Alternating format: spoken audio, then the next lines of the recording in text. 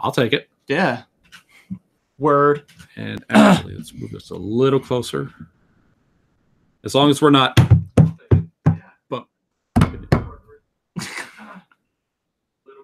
Oh, okay. I know what is happening. I have the YouTube channel in the background, so I can keep an eye on the chat. Oh, gotcha. Okay, but we don't. Oh yeah, I got to open that too. Hold on. You don't have to. I like watching the chat. Okay. Isn't there a way? Hit the 3 buttons up there if you could on top of the chat field.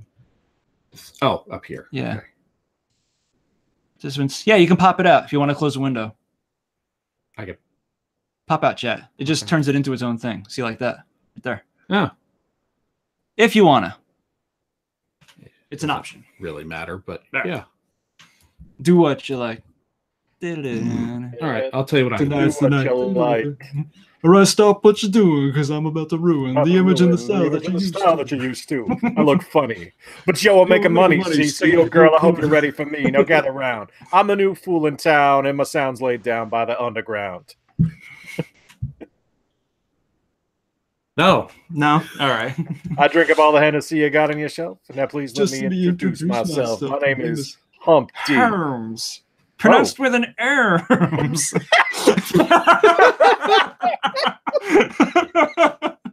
It's going to be that kind of a night. And I have an army of garden gnomes. All right. And they're all doing cocaine. Yeah. I'm sorry, what? Did somebody say the magic words? See, that's the voice I was anticipating for the... Oh, for that? Oh, yeah. So, well, I was trying to condense it, so it ended up sounding like half that and then half my noir voice, unfortunately. Oh, all right. Yeah. Okay. So, it is 9:14. It is 9:14. We should probably get started. Yes. People will probably... should. A couple people have popped in and then saw nothing was going on and popped out. On tonight's edition of Masturbate Theater. God damn it. Please tell me Gimli barked again at that, because that would have been amazing. I was not that I can tell. Unnecessarily rageful. Yeah, do you never punch one out angry? No, not that angry. Not that angry. I mean, not to get too personal, but I'm not usually angry in those moments. Which is great, which is good for me because I normally have my windows open. Oh, God. Yeah.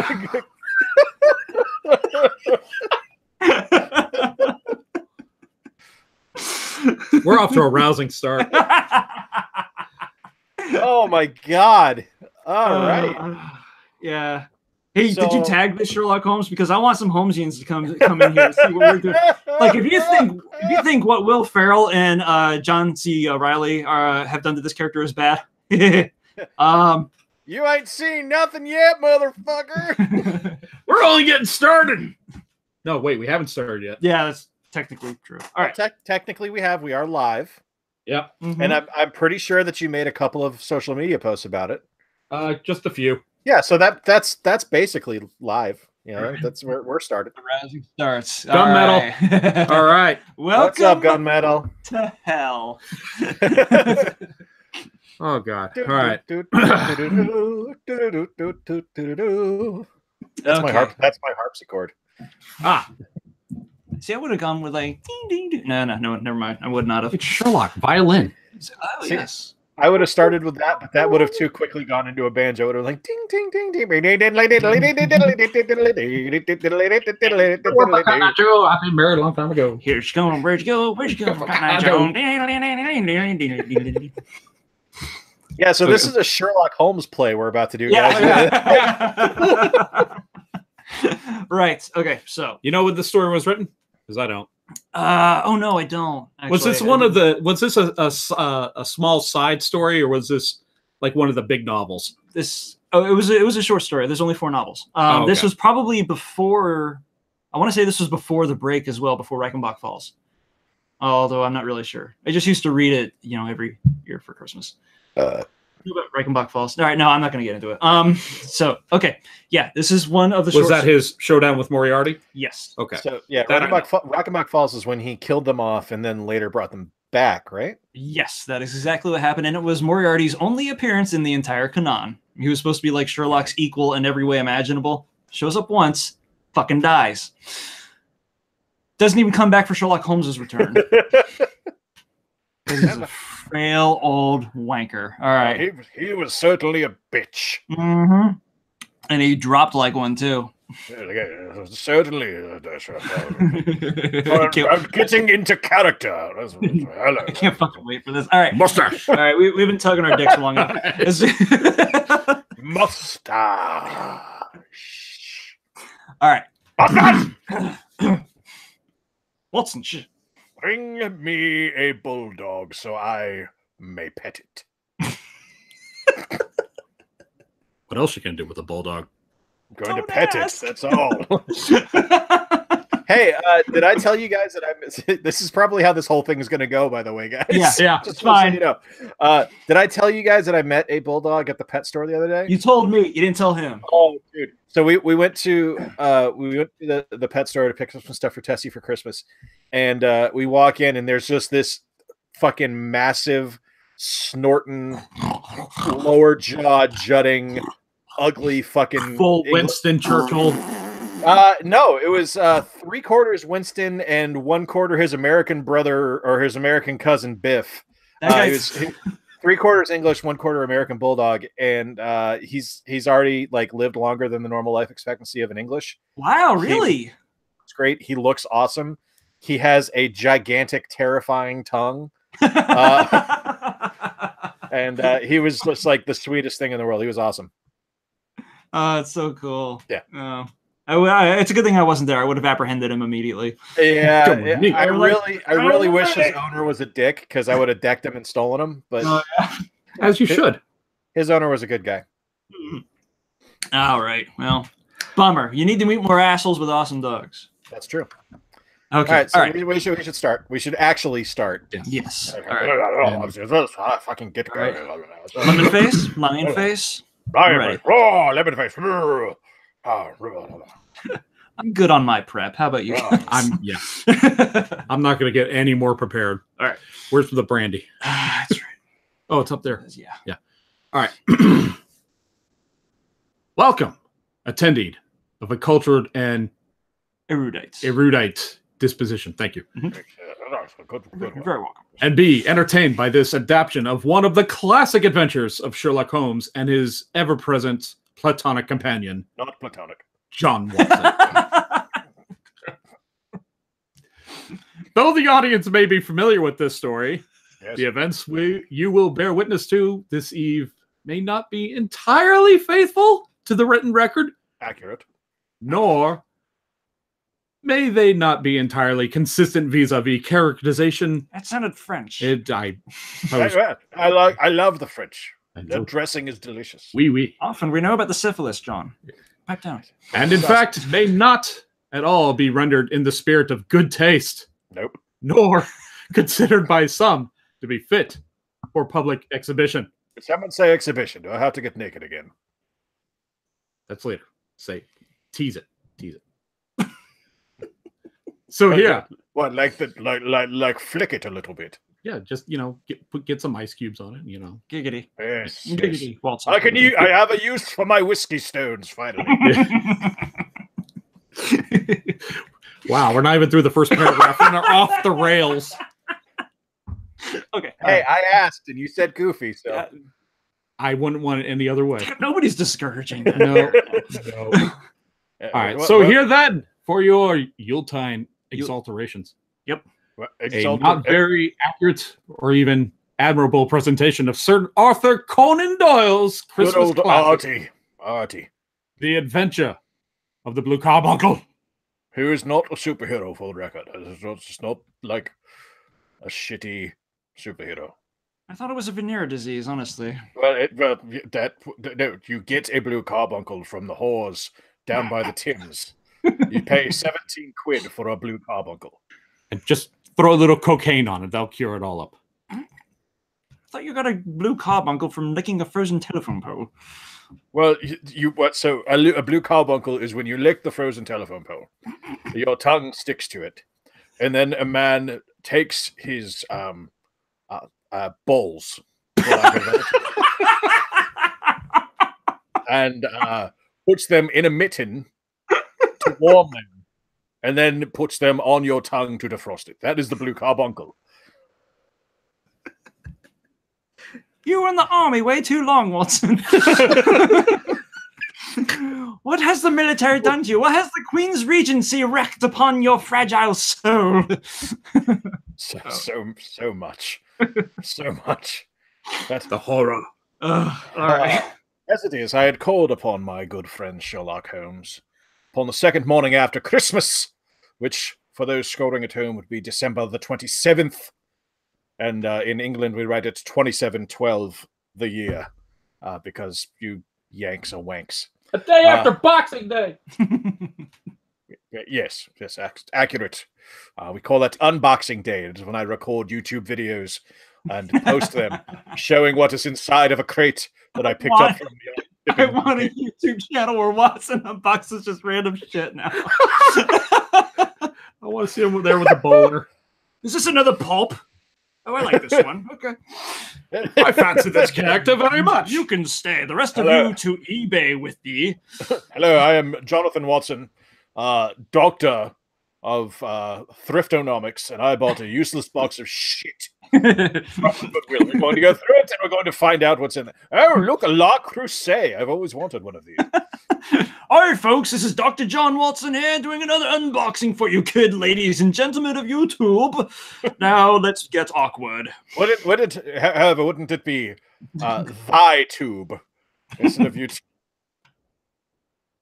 Anyway, I had the intention of wishing upon Holmes compliments of the season, which are to say, hey, nice ham. That's compliments of the season. Shockingly and unexpectedly, he was high as a kite, lounging upon the sofa in a purple dressing gown. Oh, shit! The pink elephants have come to visit again. I should point out that this is not a purple dressing gown as you would wear normally. This was very clearly a purple dressing gown that was once just a frock. Was it in Moo? This is Miss Hudson walking in. It was very clear. Thank you. I could not remember her name. Very clearly. You only live over here. I pay rent. That's a very good point. How is it that I am the doctor and I pay no rent, yet you... I'm a fucking bohemian, and I make more money than you. Accurate. And again, that's kind of YouTube's entire economic model, isn't it? No, never mind. Ahead of your times, you were, Holmes, as always. As always. Shit, yes. Within Sherlock's reach was a pipe rack upon the right, and a pile of crumpled morning papers. Now, morning papers, I should clarify, are not like the newspaper. His morning papers were what he wiped his anus with after shiting everywhere. Oh, I thought you were going to make a stroke mag joke. Okay. No. There's nothing humorous about pornography. Those are the evening papers. Carry on. Well, those are the anytime papers. Wink, wink.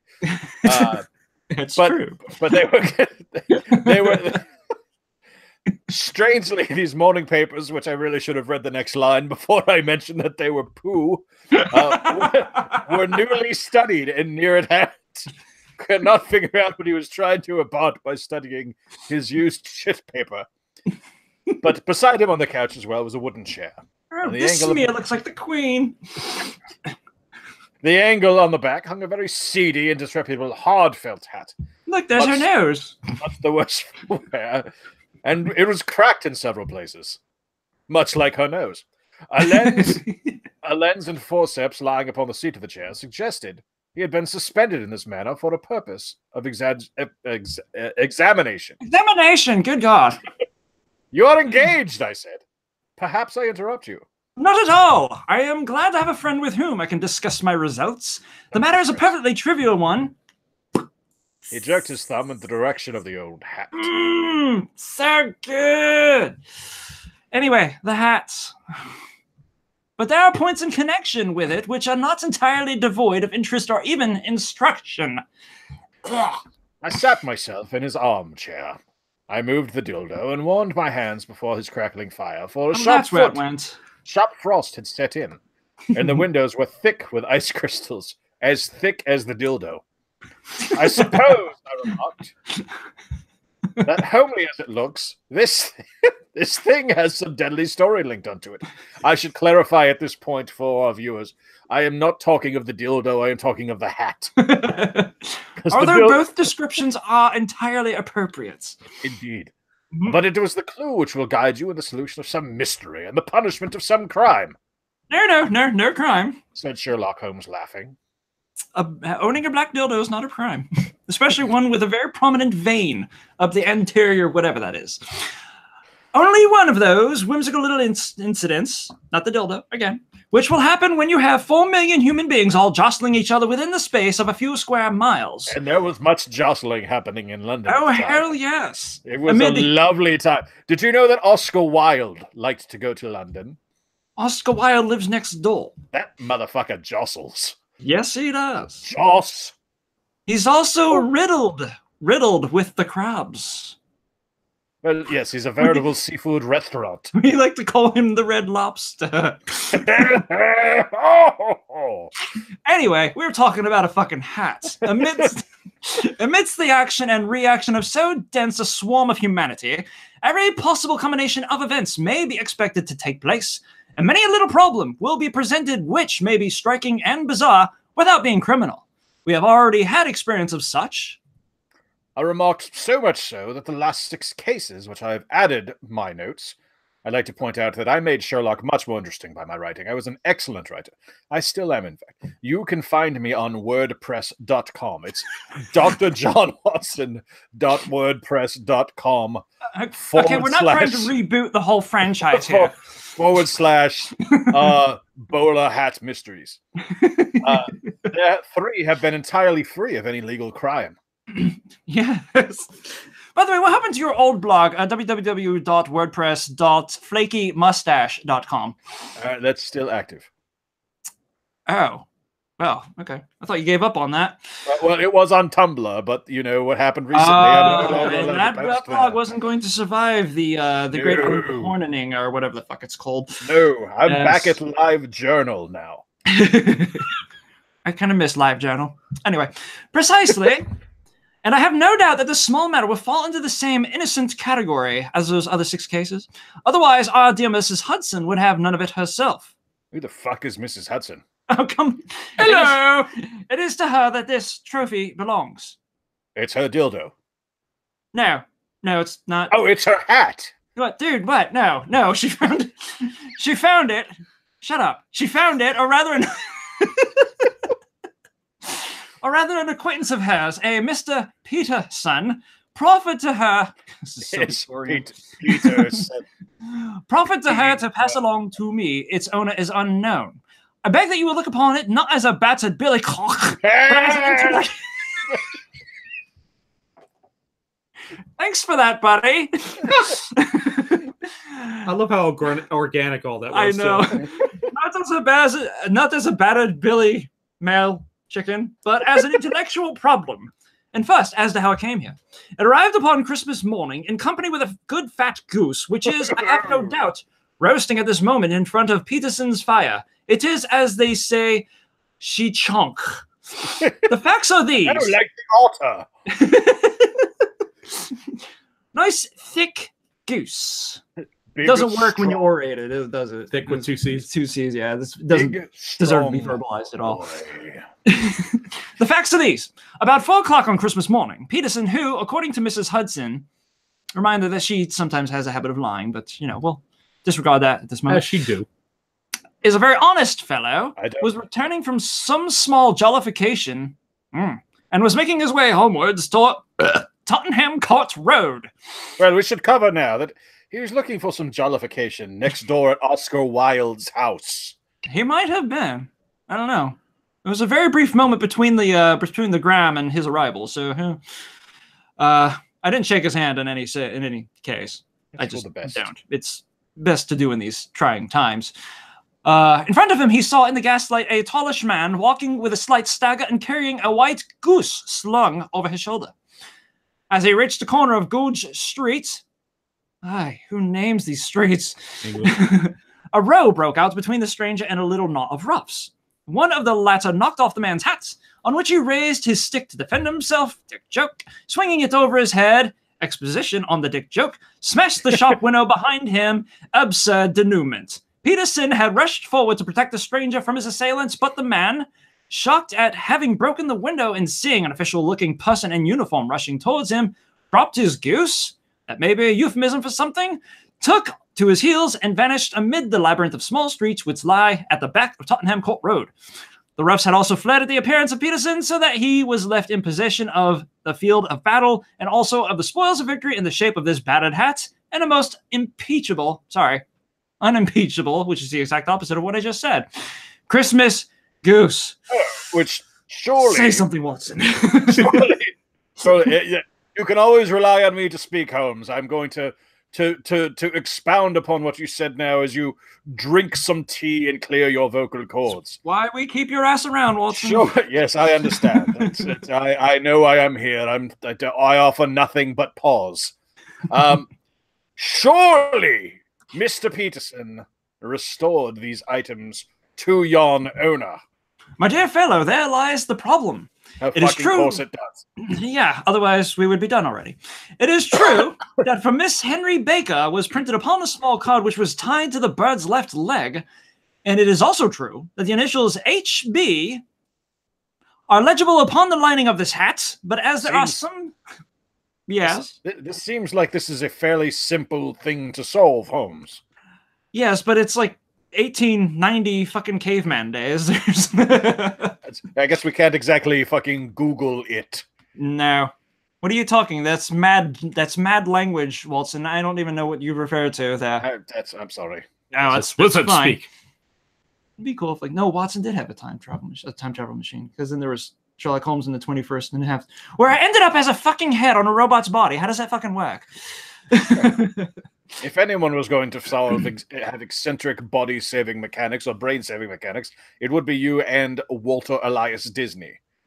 I suppose so. Who the fuck is that, by the way? Don't worry about it. You'll learn about him later. In the future, when you're on a robot body. Is he that gentleman in the rags next to Piccadilly? What the fuck is that place called? Piccadilly Circus. Yes, with the rather swollen thighs and one eye. Yes. He's okay. Anyway. Anyway, the initials HB are legible upon the lining of this hat, but as there are some thousands of Bakers and some hundreds of Henry Bakers in this city of ours, it is not easy to restore lost property to any one of them. Well, in that case, what did Peterson do? He did not snort coke with me before talking about this situation, I assure you. But after recounting this tale to Mrs. Hudson and knowing of our association, gave to her bring round both hat and goose to me on Christmas morning, knowing that even the smallest problems are of interest to me. The goose we retained until this morning, when there were signs that in spite of the slight frost, it would be well that it should be eaten without unnecessary delay. I should pause here to let you know that the goose started to smell like shit. Well, I guess it must have been because I stuck my dick in it, okay? Not what I was implying at all. Oh, you smelled like shit because it was rotting. I'm sorry, rotting flesh. You said feces, not number 3. I'm sorry, Holmes. What is number 3 exactly? Do I have to say this out loud? Well, I'd just like to point out that you brought it up and we're only on page 4 of a 30-page script, so go for it. Okay, well, number 1 is P.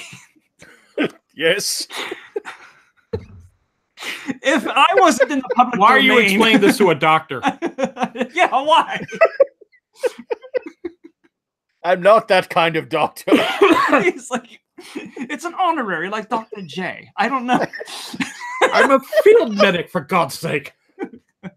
Look, I have a doctorate in poetry. I'm not an actual medical doctor. I'm Dr. John Watson, poet. That's all. Oh, the doctorate in liberal arts, as it would be. Hey, look, I knew it was a terrible degree to go for, but I had to go to college. My dad told me I needed to be there, or he was going to kick me out and sell all my Yu-Gi-Oh cards.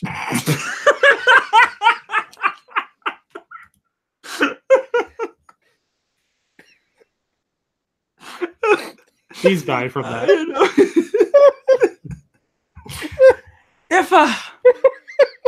If my name wasn't in the public domain, I'm pretty sure we'd be getting sued right back into the page by this point. Shit. The goose we retained until this morning, when there were signs that, in spite of the slight frost, it would be well that it should be eaten without unnecessary delay. We know it smells like shit and not cum. Mrs. Hudson has carried it off back to the family Peterson. Therefore, to fulfill the ultimate destiny of a goose, while I continue to retain the hat of the gentleman who lost his Christmas dinner. Dude. All of our listeners. Right now.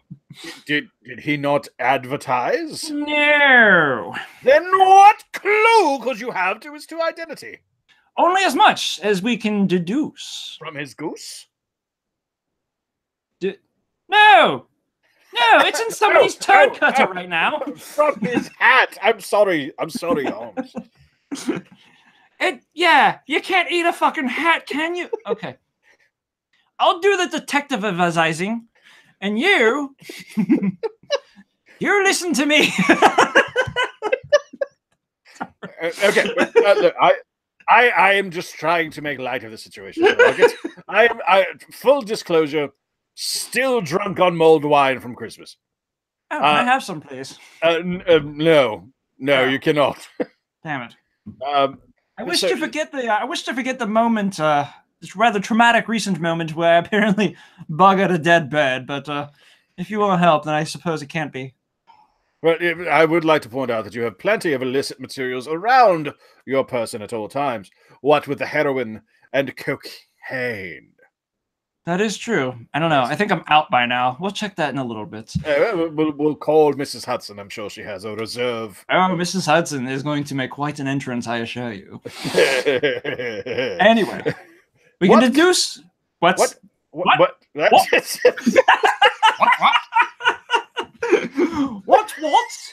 in the bomb? What exactly? Oh no, what happened? Can you gather from an old battered hat? Let's try to remember. Only as much as we can deduce from his hat. Precisely. There we go. That's how that's how this conversation would have gone in another universe. But here we are. Anyway. Oh, you asshole! No water came out my nose. Oh shit!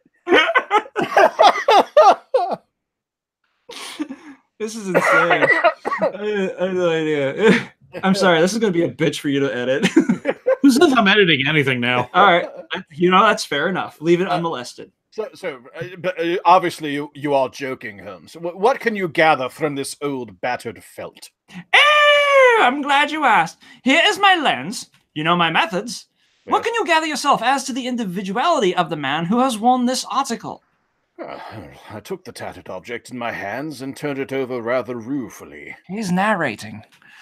I can see nothing, said I, handing it back to my friend. Snatch that shit from you. On the contrary, Watson, you can see everything. You fail, however, to reason from what you can see. You are too timid in drawing your inferences, and also, you're a dummy-dum-dum. You know, I'm getting really fucking tired of all of this. Hey, Watson, you're a dumb fuck. I have a doctorate. I believe this is the first time I've actually referenced your lack of wit in this entire affair. Up till now, we've inferred that you are a sexual deviant of some indeterminate type, and B, that you have a scat fetish, but I haven't questioned your intelligence up till that point, really. I was just kind of friendly, Ribs. A bit of jostling, if you will, which happens in this neighborhood, you might have heard. I apologize for being offended, Sherlock. It's all right, dumb fuck, we'll continue. Yes. Pray, tell my dumbass what it is you can infer from this fucking hat. He picked it up and gazed at it in a peculiar introspective fashion, which was characteristic of him. In other words, he looked at it with his tongue hanging out and a finger up his nostril. All right, well, it is perhaps less suggestive than it might have been. And he yet, remarked. Oh, thank you. I did. And yet, there are a few inferences which are very distinct, and a few others which represent at least a strong balance of probability. By the way, where the fuck from England am I? You're clearly from Porridge Pudding Hampton, Shire. Porridge Pudding Hampton, Yorkshire, Keble Bolly, Joxford is the place. That's correct. Is that in the country? No. It's, go away. You're not scheduled to be here yet. I know. It's a tea. Back into the bathroom with you. You were assigned to a very specific task, and we know you're not done with it. So can you tell me, Holmes, whether this man was perhaps highly intellectual? What the hell does that mean? Oh, yes. I'm giving you a cue. Of course. It is obvious upon the face of it. Duh. And also that he was fairly well-to-do within the last 3 years, although he has now fallen upon evil days. Ooh, what does that mean? It's very dramatic. Yes. I've understood. He had foresights, but has less now than formerly. Pointing... Yeah, he could have been Jewish. I guess I didn't ask, really. I could tell from his hat that he was...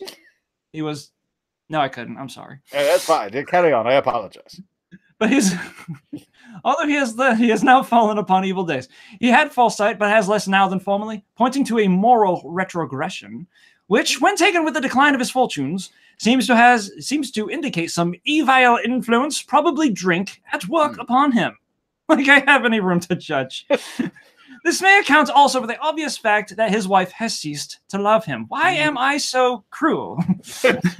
My dear Holmes. He has. Hey, I just call it like I see it. I'm just saying what y'all thinking. Subscribe to my YouTube channel. He has, however, retained some degree. Subscribe button. I'm running for president in 2 years. Be sure to click the little bell thingy to get notifications as well. Yes. Like, subscribe, and lick my taint. Okay. He has, however, retained some degree of self-respect. I doubt that very much. Yet again. He is a man who leads a sedentary life, goes out little, and is out of training entirely, is middle-aged, has grizzled hair, which he has had cut within the last few days, and which he anoints with lime cream. At least he goes that far. At least he's reaching for that kind of distance. These are the more potent facts which are to be deduced from this hat. Also, by the way, that it is extremely improbable that he has gas laid on in his house. Is that a fart joke? It's a fart joke. Whatever. Yeah. I don't... two things. One, I believe you're joking, Holmes. And two, you really do not like this gentleman, do you? Again, I have no horse in this race at all. Do you not? He has no self-respect. His wife does not love him. He's a fat fuck who lays about all the time. I don't believe I worded it quite like that, Mr. Watson. I certainly don't hear him approaching our doorstep at any immediate moments. Throwing open the window. I didn't say shit about you, sir. So regardless, you're certainly joking right now. Oh, yes, I totally am. Except now I have to say not in the least. We'll just let my high-functioning autism rest at fault there, and I shall continue. Is it possible that even now, when I give you these results, you are unable to see how they are attained? Clearly, this is a script written by Sherlock Holmes. I have no doubt that I am very stupid. I have no idea what you're talking about, Wilson.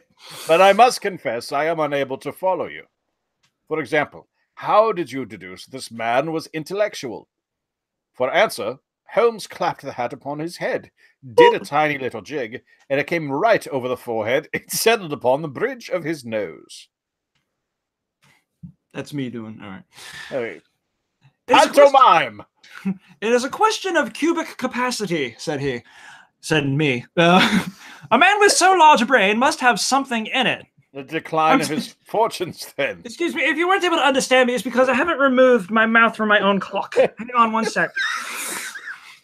You're Sherlock. That never comes away. I am an asser.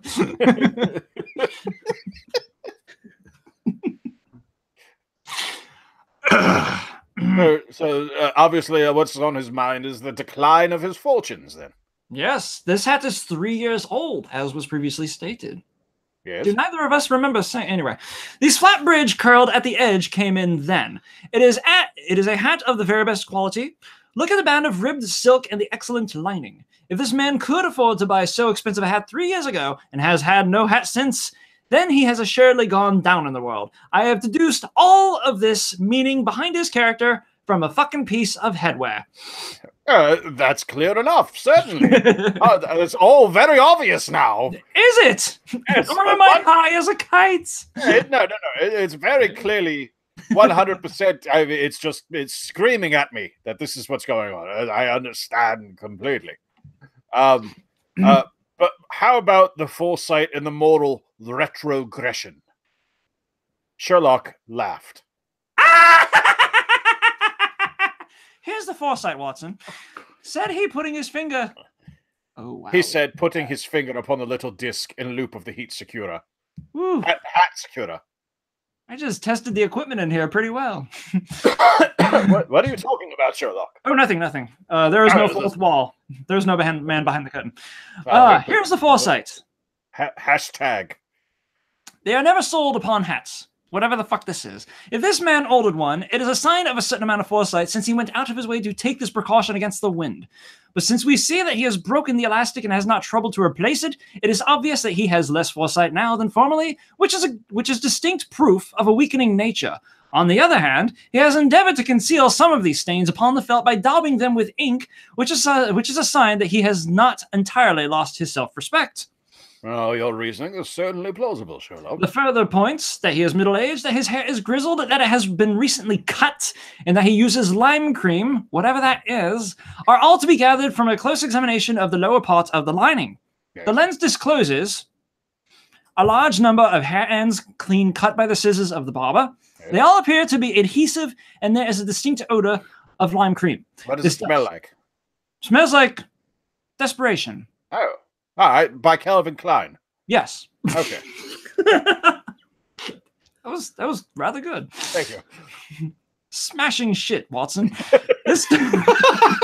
This dust, you will observe, is not the gritty gray dust of the street, but the fluffy brown dust of the house, showing that it has been hung up indoors most of the time, while the marks of the moisture upon the inside are proof positive that the wearer perspired very freely and could therefore hardly be in the best of training. First off, Sherlock, I'm shocked that there are different types of dust. I'm shocked that we've said deduce something like 5 times since the start of this, and none of us has made a poop joke, trailing it in its wake. Well, we've had a lot of fecal talk already, and I don't think we really need to make jokes of it. Poop is a very serious matter. Yes, it is, especially if you've eaten more than a cup of it in the last week alone, in the pursuit of scientific education. Yeah, clearly. Yes. Anyway, how have you deduced that his wife? You said she ceased to love him. I don't think you want to know, Watson. I don't think you're ready. No, I think you're right. Good, because this could have turned into another Lone Ranger bit. No credits. And no, Tonto does not need to interject. No, I don't need to. Tonto's not here. Lone Ranger's mother, however, is, and yes, everything is fine. And his mother is Mr. Henry Beggar's wife, more or less. Yeah, his mother is a lovely woman. She's very, very nice. Mm-hmm. She cooks very well. Mm-hmm. And she's very pleasant to be around, and she's actually been very, very nice to be associated with. I see, Watson. Mm-hmm. I have nothing negative to say about Lone Ranger's mother. Did you know her name is Stephanie? No, I did not. So the Lone Ranger's mother's name is Stephanie. Is it? Do you have any more fast facts about Lone Ranger's mother? My dear Watson. She's a size 43. Uh-huh. She's particularly good at cooking cornbread. I think the fuse is half burnt by now. It's going to hit us any moment. And time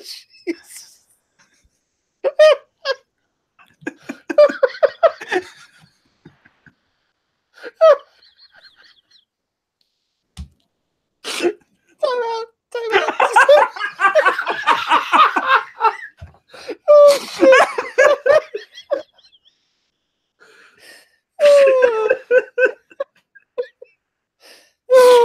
Oh, shit.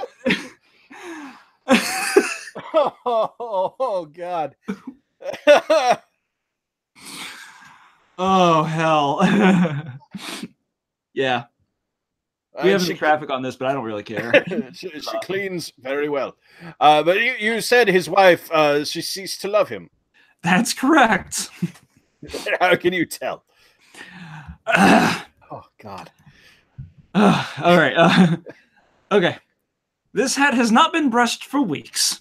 When I see you, my dear Watson, with a week's accumulation of dust upon your hat, and when your wife allows you to go out in such a state, I shall fear that you also have been unfortunate enough to lose your wife's affections. But he might be a bachelor. Just batching it up all day long. Nay, he was bringing home the goose as a peace offering to his wife. Remember the card upon the bird's leg. You have an answer to everything, don't you? I know everything, don't you? Come on. Keep up. How on earth do you drop a deuce that the gas is not laid in this house? And that's Jenga. One tallow stain. One tallow stain or even two might come by chance, but when I see no less than five tallow stains, should we explain what the hell tallow is? It's a gas. It's old Victorianese for a candle. It's whale wax. It's whale fats. Yes. Oh, there it is. It's wax rendered from whale fats. Oh, that's fascinating. That has so much more impact when you say it in Victorian style. It's blubber. Yes. Rather rotund. I think that there can be little... Like Lone Ranger's mother! Two Jengas in one night. Carry on. No more mention of her. You got that out of your system, buddy? I do now, yes. If I didn't, I was going to have another breakdown like I did earlier, and I can't afford to do that. Chum, soldier, tiger, chief, sport. Right now, Mrs. Watson's looking down at the floor going, what is he yelling about down there? She doesn't care. Mrs. Hudson's had like way worse occurrences in her quarters, I think. Oh, God. So much shit happens in this world. Oh, Jesus Christ. But when I see no less than 5, I think that there can be little doubt that the individual must be brought into frequent contact with burning tallow. Walks upstairs at night, probably with his hat in one hand and a guttering candle in the other. Anyhow, he never got tallow stains from a gas jet. Are you satisfied? Yes. It is very ingenious, I said, laughing. Ha, ha, ha! From but since, as you said just now, there's been no crime committed. No harm done, save the loss of a goose. And this seems to be rather a waste of energy, Sherlock. No, the ham has not been harmed. It is in the icebox. Sherlock had opened his mouth to reply when the door flew open, and Mrs. Hudson rushed into the apartment with flushed cheeks both top and bottom. Shit, and the Shinola, Hudson! And the face of a woman who was dazed with astonishment. Mr. Holmes! Oh, I gotta step over the evening papers. The goose! Those are the morning papers. The goose! Where are your evening papers? Those are next to the afternoon papers. What's of it then? Has it returned to life and flapped off through the kitchen window? What? Sherlock, what has happened? Holmes twisted himself round upon the sofa to get a fairer view of our friend's excited face. See here! I've told you, Peterson. Look at what his wife found in the goose's crop. She held out his hand and displayed upon the center of the palm a brilliantly scintillating blue stone, rather smaller than a bean in size, blue bean, but in such a purity and radiance that it twinkled like an electric point in the dark hollow of her hand. Sherlock sat up with a whistle. It's too dry. By Jove! This is a treasure trove indeed. I suppose you know what you've got there. A diamond? A precious stone? It cuts into glass as if it were putty. First of all, You have no regard for your own property. It's amazing that you've even got two. What I do with my spare time is none of your business, Mr. Holmes. Secondly, the first thing I'm going to do is cut some fucking glass.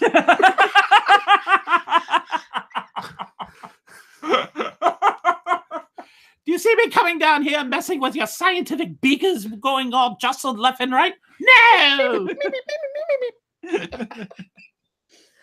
First of all, I'm surprised you can see anything. Secondly, I am quite blind. It's more than a precious stone. It is the precious stone. Not the Countess of Morcar's Blue Carbuncle. I ejaculated. Precisely so, God, we're immature. I ought to know its size and shape, seeing that I have read the advertisement about it in the Times every day lately. That's over there in the morning papers. It is absolutely unique, and its value can only be conjectured, but the reward offered of £1,000 is certainly not within a 20th part of the market price. £1,000? Great Lord of mercy! That is the reward, Mrs. Chapman, and I have reason to know that there are sentimental considerations in the background which would induce the Countess to part with half her fortune if she could but recover the gem. It was lost, if I remember all right, at the Hotel Cosmopolitan. Precisely so. On December the 22nd, just 5 days ago, Hotel... Ooh, what the fuck? Cosmopolitan! I'm sorry, it was a brain exploitation. Anyway, just 5 days ago, I have some account of the matter here, I believe. Here we go. Deep breath. Hotel Cosmopolitan jewel robbery. John Horner, 26, plumber, was brought up upon the charge of having upon the 22nd inst abstracted from the jewel case of the Countess of Morcar the valuable gem known as the Blue Carbuncle. James Ryder... Hardly even knew her. Golf claps. Besides some golf claps, he made a funny. Look at this. Bravo. Okay. I'll see myself out. No, Mrs. Watson, come back. You still have two more. Oh Shit. Okay. Oh, shit, the broccoli. Oh, shit. Oh, shit. God. James Ryder, yes? Upper attendant at the hotel gave his evidence to the effect that he had shown Horner up to the dressing room of the Countess of Morcar upon the day of the robbery. Evidence of a previous conviction for robbery having been given against the prisoner, the magistrate refused to deal summarily with the offense, but referred it to the assizes. What the fuck? It's several sizes of ass, I assume. The Aziz? No, would you please be quiet? Bless you. Men in tights. Thank you. All right. Horner, who had shown signs of intense emotion during the proceedings, fainted away at the conclusion and was carried out of court like the limp bitch he is. My God. So much for the police court, said Holmes thoughtfully, tossing aside the paper. Oh, there's that whistle I was looking for earlier. The question for us now to solve is the sequence of events leading from a rifled jewel case at one end of the crop of a goose in Tottenham Court Road at the other. You see, Watson, our little deductions... Hold on. Sorry. You okay? I fell asleep. I'm sorry. It's the mulled wine, remember. It's been... Christmas is fun. We'll have a port! Well, while you were resting your eyes, Watson, were you doing on one of these fine pillows that I have strewn about the place? Well, yes, I believe I purchased that via the Cretans Guild store. Mrs. Hudson, could you perhaps please give us a plug of where we could buy said merchandise? Certainly, Mr. Watson. You can be found on tpublic.com. Just look up Cretans Guild and then puke your guts out. I am a shill. The question for us now to solve is the question of events leading from etc. You see, Watson, our little deductions have suddenly assumed a much more important and less innocent aspect. Here is the stone. The stone came from the goose, and the goose came from Mr. Henry Baker, the gentleman with the bad hat and all the other characteristics with which I have bored you. Accurate. Hey, you know what?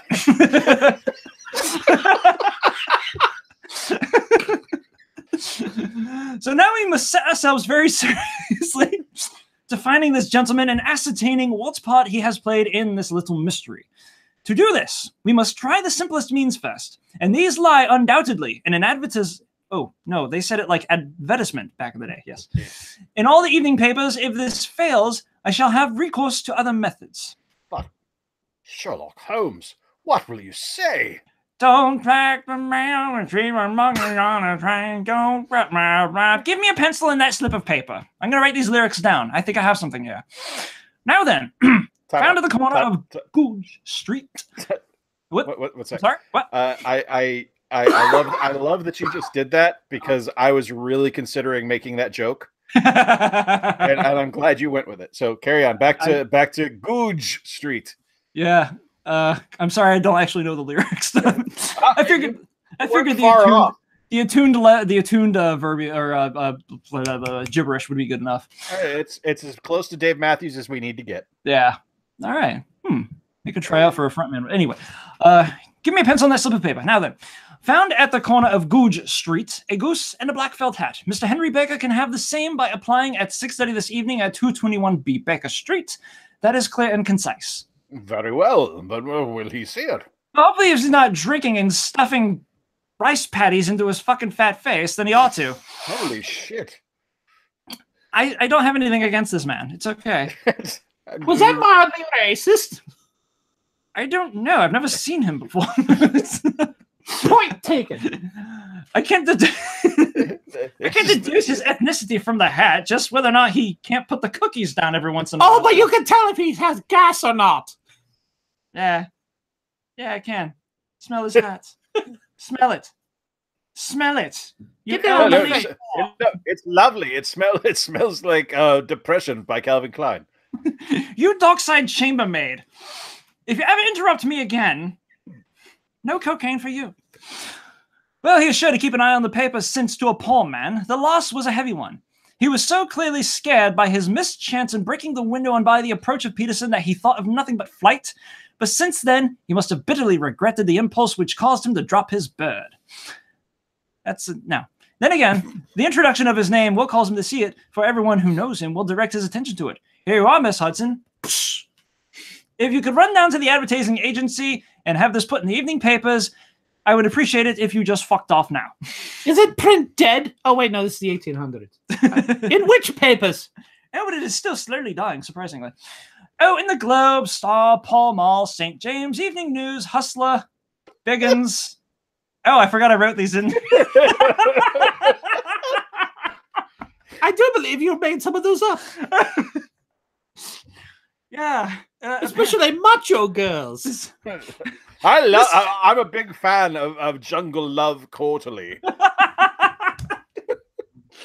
This script has been tampered with. Nothing like a little pre-gaming the situation. Yes, it's fantastic. Macho girls, we were at that one. Yeah, okay. Again, next to the evening papers. The Standard, Echo, and any others that occur to you. Oh, very well then. Oh, and the stone? Oh, yes. I shall keep the stone, for safekeeping. Thank you. And I say, just buy a goose on your way back and leave it here with me, for we must have one to give to this gentleman in place of the one which Peterson's family is now devouring. When Mrs. Hudson had gone, Holmes took up the stone and held it against the light. Now then, about this jewel. I'm a junkie. That's the joke. It's a bonny thing. Just see how it glints and sparkles. Of course, it is a nucleus and focus of crime. Every good stone is. They are the devil's pet baits. In the larger and older jewels, every facet may stand for a bloody deed. This stone is not yet 20 years old. It was found in the banks of the Amoy River in southern China and is remarkable in having every characteristic of the carbuncle, save that it is blue in shade instead of ruby red. In spite of its youth, it has already a sinister history. There have been 2 murders, a vitriol throwing, a suicide, and several robberies brought about for the sake of this 40-grain weight of crystallized charcoal. Who would think that so pretty a toy would be a purveyor to the gallows and the prison? I'll lock it up in my strongbox now and drop a line to the countess to say that we have it. Do you think that this man Horner is innocent? I cannot tell. How the fuck can you not tell for this, but you could tell with everybody else? I don't have another hat. I don't know what to tell you, man. Fair play, Holmes. Do you imagine that this other one, Mr. Henry Baker, had anything to do with the matter, not the murder, the matter? Yeah, murder happens the rest of the year. This is Christmas. Yeah, no killings. That's kind of weird. It's still London. I don't know. Anyway, it is, I think, much more likely that Henry Baker is an absolutely innocent man who had no idea that the bird which he was carrying was of considerably more value than if it were made of solid goddamn gold. That, however, I shall determine by a very simple test if we have an answer to our advertisement. Sorry. I'm British. You can do nothing until then? Well, there's the evening papers. Oh. Otherwise, nothing. Fair enough. In that case, I shall continue my professional rounds.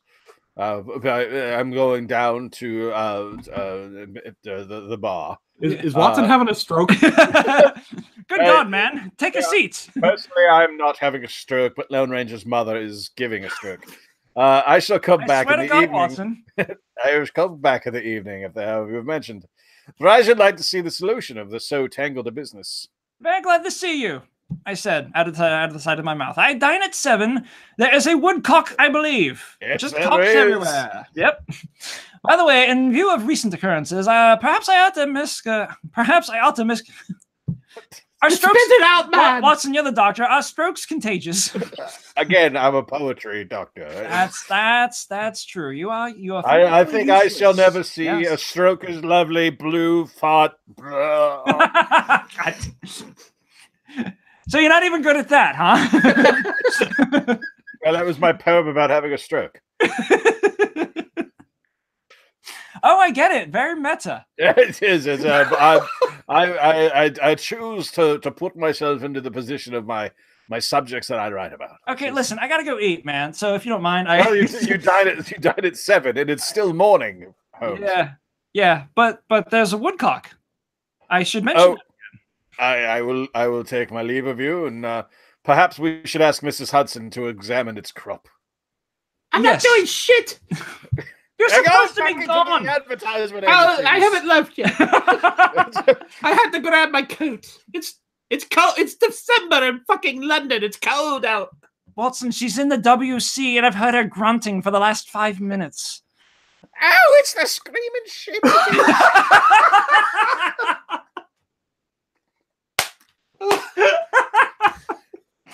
Ambushed by Conquer Coat. Oh shit, that was beautiful. All right. Oh yes. This is break time. Woo, thank God, my throat is killing me. Yep, we're gonna take like a 3-5 minute break. Woo! Refill our tea and our water. And how long can we keep going on this? Until it's finished. Until it's finished, really? Yeah, let's knock it out in one punch. All right, awesome. Right. Intermission. Yep. I'm gonna stay here for our live audience and talk to you. So I want to tell you guys a little anecdote about my life with Bob and Corey. So as you guys know, we met in high school, and we were pretty much immediately friends. There were plenty of occasions where we would just hang out and do things, and I feel really weird talking right now, so I'm going to shut up. I don't want to talk anymore. This sucks. Who's here? Is anybody watching? Let's see. Participants, Cretan's Guild. Cool. So yeah, so this is weird that I've been sent by myself. I don't really care for that. How are you guys liking it so far, if you are watching? I don't think anyone is, though. So, this is fun.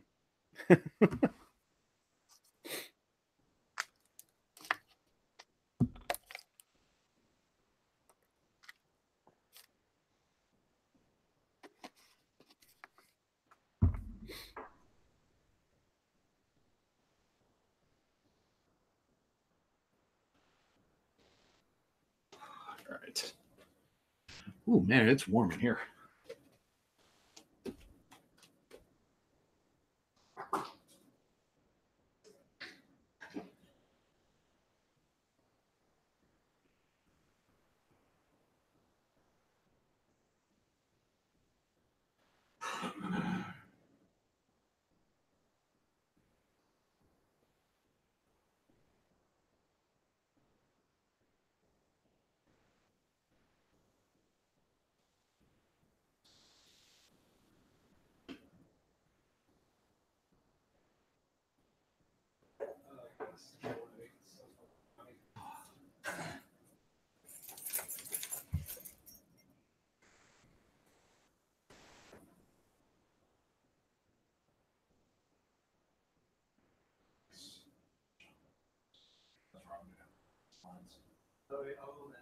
I was holding off a cough for a long time there.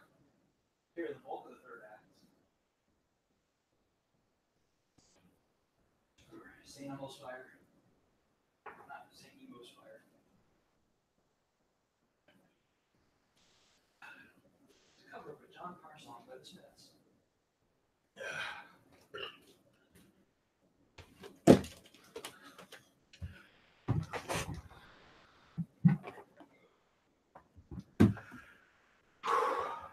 All right. Hi. Hi.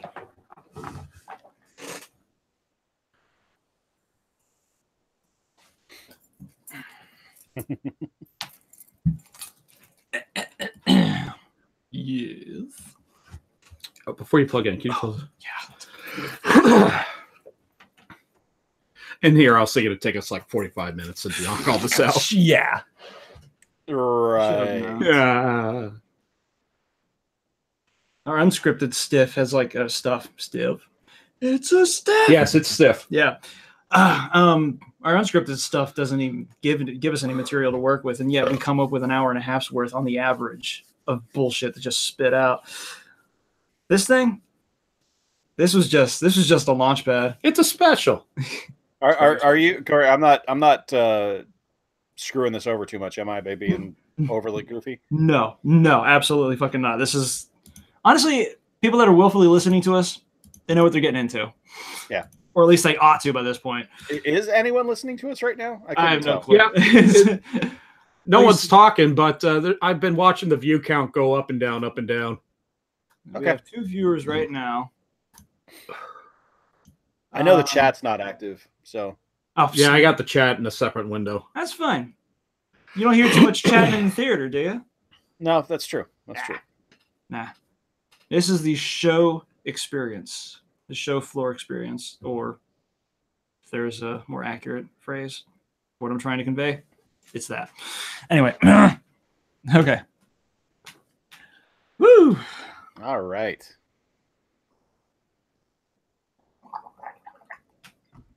Is that annoying? You didn't do the call letters. Oh.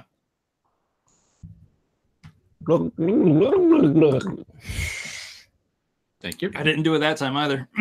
Wow, that was something else.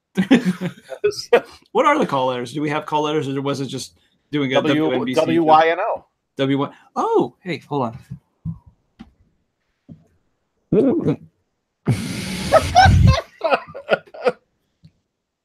Just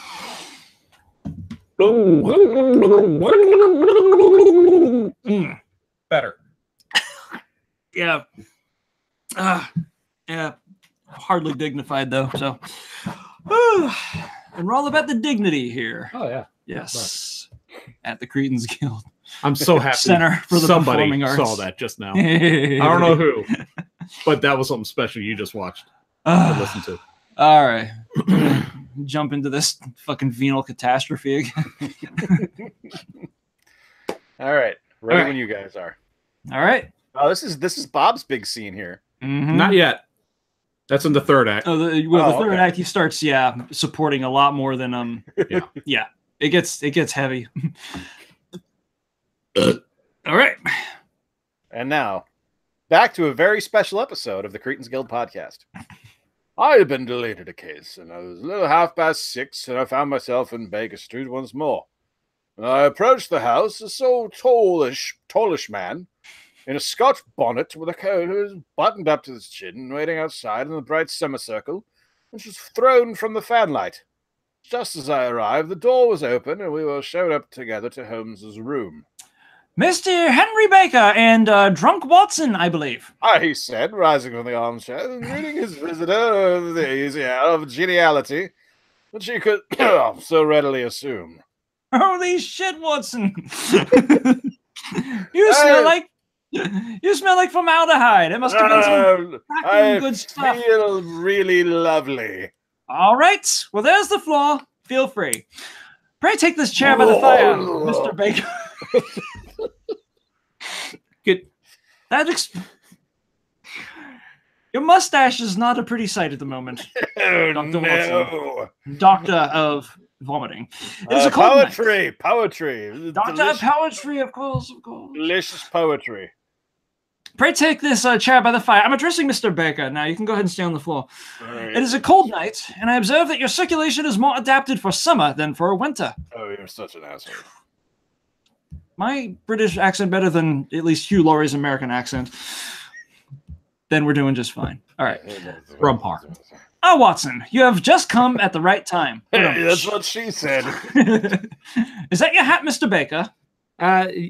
Yes, sir. Can somebody come collect your friend? He seems a little... All right, Watson, up and at him. Here you go. All right, here's the coat rack. Lean against this. Okay. Oh, beautiful. Why are you gnawing on the arms? This is bullshit. Look. From the Thames, and I like to go for swim. Is this a novel Thursday night around here? I like to touch myself with Typically, it's a Sunday night. But... I've lost track. You see, without my hat, I'm nothing. Yeah, Miss Hudson's not here to punch him in the stomach and send him outside. Mr. Baker was a large man with rounded shoulders, a massive head, and a broad, intelligent face. Oh, you're going to make out with him? You're going to do it, Watson, huh? No, that's the... I'm talking to the clothespin. Whatever. Sloping down to a pointed beard and of grizzled brown. I like him so much. A touch of... marry him. I'm already married. No. A touch of red in nose and cheeks, the slight tremor of his extended hand recalled Holmes's surmise as to his habits. His rusty black frock coat was buttoned right up in front, with a collar turned up, and his lank wrist protruded from his sleeves without a sign of cuff or shirt. He spoke in a slow staccato fashion, choosing his words with care, and gave the impression generally of a man learning and letters who had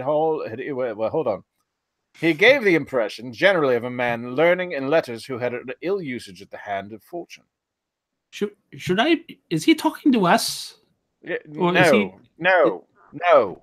You know, that's an excellent question. I'm not talking to you guys. I'm talking to my friend, the clothespin. Yes, because when you're saying these things, you're generally steering your gaze far away from us. At some imperceivable point upon an imaginary horizon, Watson. I believe for the last 2 minutes he was just dressing me down, and That's true. He's not even looking you in the eyes. I'm a guest. But Watson, are you tripping balls? Oh, there's definitely balls. God. I don't know why I didn't see that coming. I should have seen that coming, and yet I did not. Yeah, that's what she said. Oh, God damn it. I'm going to keep making the odds. Just let me talk to my friend. You two talk. You, Sherlock Holmes, you talk to the man with the giant face and the woman, the wife who doesn't love him anymore. Oh, come on now. I was told you in the strictest of confidence. You should know by now to have no confidence in me. I really should. Yes. You'd think you would have learned by now. Now you guys talk. I've decided that my Watson is now just going to be Keith Richards. Watson, I believe I just saw your invisible friend walking into the kitchen. Oh, clothespin, come here. Let's go talk. Little does he know, we don't have a kitchen. We have retained these things for you someday. He just made a goofy noise falling out the window. I'm guessing that's what happened. I don't know, really. Because we expected to see an advertisement from you giving your address. I am at a loss to know now why you did not advertise. Our visitor gave a rather shamefaced laugh. That's what that sounds like. Excellent. Well, as I told the woman smoking the cigar who answered your door, shillings have not been so plentiful with me as they once were, so I've had to go on the street. She's not a good listener, that one. No. I've had no doubt the gang of roughs who assaulted me had carried my goose, and my hat came off in the shuffle. I did not care to spend more money in a hopeless attempt at recovering them. That was way better than I was expecting. God damn, dude. Sorry. Very naturally. By the way, about the bird, we were compelled to eat it. To eat it? Yes. That was very expressive of me. It was. Here's a goose, you fuck, and it's Christmas. Of course we ate it. I believe Clothespin is paging you once again. Yes, Clothespin. Yes, it would have been no use to anyone had we not done so. But I presume that this other goose upon the sideboard, which is about the same weight and perfectly fresh and unbuggered, will answer your purpose equally well. You measure these things? Certainly. Yes, definitely. I kind of had to. I can't deal with them when they're under a certain weight. But then, never mind that. Of course, we still have the feathers, legs, crop, and so on of your own bird, so if you wish, it's a little crusty, but I think you can make do with. The man burst into a hearty laugh. Oh. Is that right? Sorry, I was talking to the clothespin. It was coughing at the same time. It was very strange. Well, they might be useful to me as relics of my adventure, but beyond that, I cannot hardly see what the use of the dexter member of my late acquaintance are going to be of look me. Look at the big brain on Brawn! Nay, sir! I think that's with your permission. I may confine my attentions to the excellent bird, which I perceive upon your sideboard. Sherlock Holmes glanced sharply across at me with a slight shrug of his shoulders. There's your hat, then, and there your bird. By the way, would it bother you to tell me where you got the other one from? I am somewhat of a foul fancier. I'm just coming right out with it, apparently. Yes, it is. And I have seldom seen a better grown goose. We all need our hobbies. He used to bug our pheasants on the weekend, he did. He still doesn't dare. I'm not quite. What you do with your own time is none of my business. But certainly, sir, said Baker, who had taken and tucked his newly gained property under his arm. Get that shit up in there. Well, sir, there are a few of us who frequent the Alpha Inn near the museum. We are found in the museum itself during the day. You understand? We have a fondness for museums. If I say museum again, just go ahead and fucking slap me. This year, our host, Wingate by name, institute a goose club. You're the most keyed down Scotsman I've ever met. I have an education.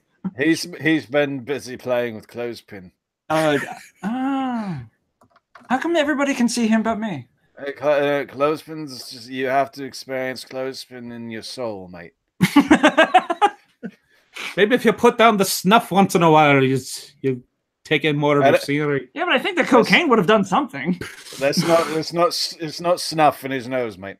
That's straight Colombian cocaine. That's Mank Booger Sugar, fresh from the streets of Manchester. That's the greatest. Yes. Well traveled. Sand from the Isle of Man. Are you saying UFO? say it again. Where is it from? Isle of Man. Yes, you do. You can have that one for free. I know. Should I keep it going? You're double-chinned reprobate. Yeah, fucking clothespin. Now he's dancing with the hat rack. That's what it is, a hat rack, not a clothespin. That's a big-ass clothespin, mate. Okay, you know what? Here, just... We'll let him do the thing, and then... Here, pass clothespin to me. Maybe he just needs to... He just needs to be set to rights. It's okay. It's okay, he's asking me. No. Okay, Watson, I hate to break it to you. What? Okay? Okay. Clothespin needs some space. Oh. You can't see that in his eyes. He doesn't have any eyes, mate. He's a hat rack. I didn't even know he was a he. But either way, that is... Did you assume the gender of a hat rack? I assumed the wood grain as well. I'm Sherlock Holmes. That is what I do. I assume, and then I deduce. But not the race, not the ethnicity of people, because that would be awful. Well, impossible for me. And yes, I'm so much better than that. Yeah, cheers on you for not seeing color, brother. Very progressive. Yes. Yes, I am. Do you want to hear the story about how I get the fucking goose? I don't know. If both of you fudge packers would just shut the fuck up.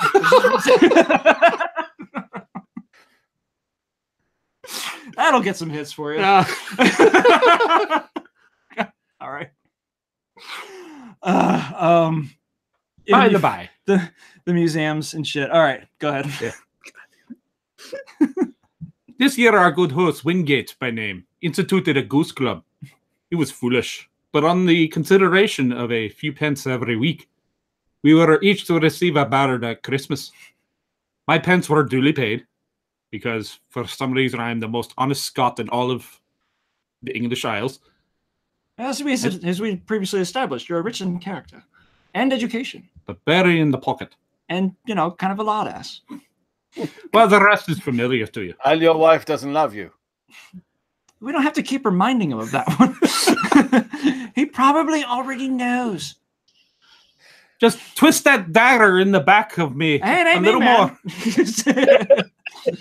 It's not bad enough I get that shit at home. It's this dude and his imaginary sodomite friend. I'm not saying that.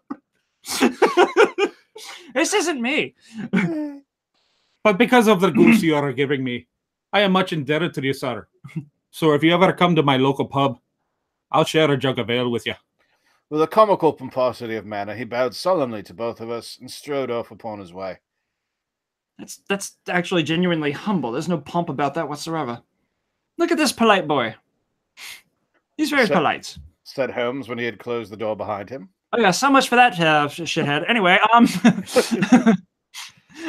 it is quite certain that he knows nothing whatever about the matter. Are you hungry, Watson? Yeah, no. You fucking liar. Then I suggest that we turn our dinner into a supper and follow up this clue while it's still hot. By all means.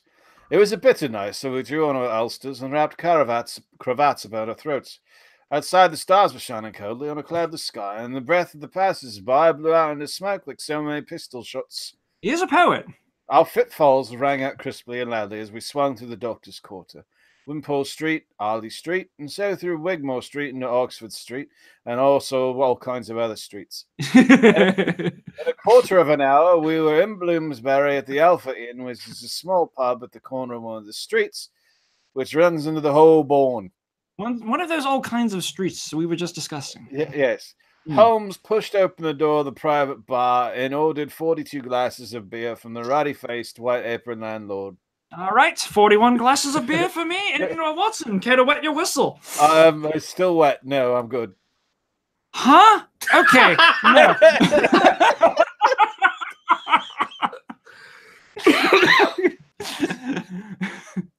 Barkeep, your beer should be excellent if it is as good as your geese. My geese? Yes. Yes. I was speaking only half an hour ago to Mr. Henry Baker. Man, you sound familiar. Who is a member of your goose club. Oh, yes, I see, but you see, that's not geese.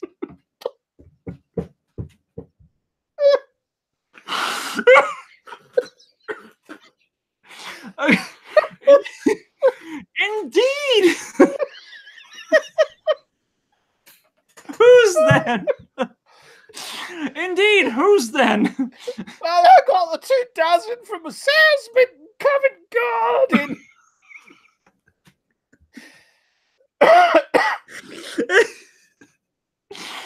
It must be the air. I always said, Watson, the air pollution would be the downfall of us all. I'm back to my normal self. You see. I should know not to talk to you anyway. That's probably for the best. Indeed, I know some of them. Barkeep, who's talking to me about the geese. Which was it? Breckenridge's name!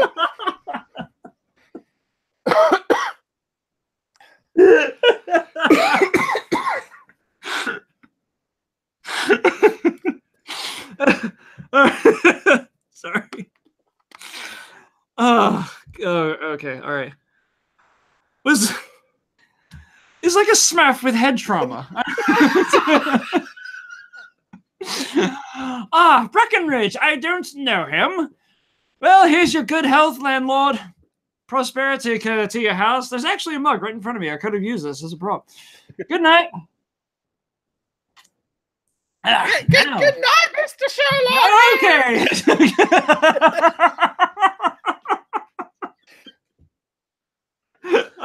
I want to go to this bar. And I want to order one of everything. I fear for our man's health behind the bar. He's got the black lung. The black lung. He could be on the express train to an aneurysm, and several other problems that I can't identify because I don't want to listen to him talk anymore. Now, for Mr. Breckenridge. Remember, Watson, that though we have so homely a thing as a goose at one end of this chain, we have at the other a man who will certainly get 7 years penal servitude. Hey. Penal servitude of the penal variety. That's a good ratio. Yep, it's good servitude as well. Yes. Unless we can establish his innocence. Wait, it is what? possible that our inquiry... Yes?